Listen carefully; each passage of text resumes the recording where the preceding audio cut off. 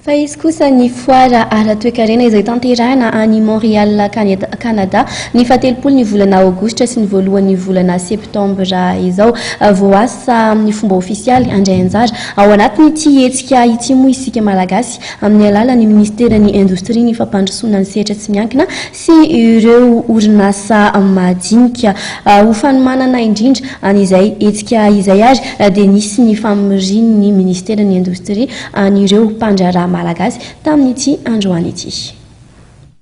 Ny ampiroboroba-trano ny fifanakalozana ara-baritra eo amin'ny Madagasikara sy ny États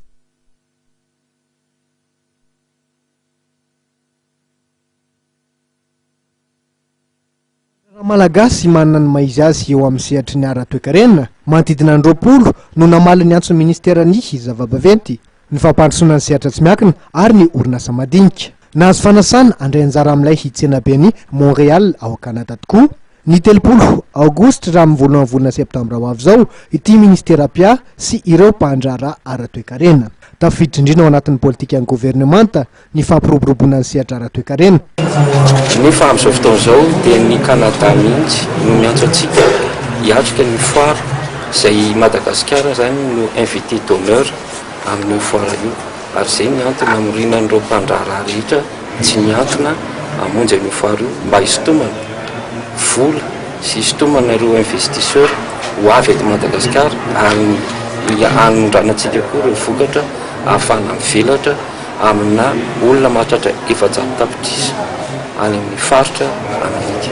Raha nitanareo teo dia mivokatra avy amin'ny tany, mivokatra ara-boajanahary izay manina amin'ny Kanadiana na ny ambony tany zany na ny ambany tany. Rahantsika nahita teo ny fampiasam-bola izay ataondry zareo eto Madagasikara ary sika koa irizaka hitrandraka ireo orinasa any atoerana ahafahandreo mpandraharaha eto amintsika hivelatra amin'ny asa ho antsika sy amin'ny filoha any Madagasikara araka ny politika ny filohan'ny repoblika. Isan'ny natao vaindohan-dresaka nandritra ity fivoriana izay nitotsaina tetsy amin'ny efitranon-drafitrasa Etsenosy ity ireo fepetra rehetra andraisana anjara amin'ity varotra fampiratiana izay ho totsaina ao a Montréal any Canada ity.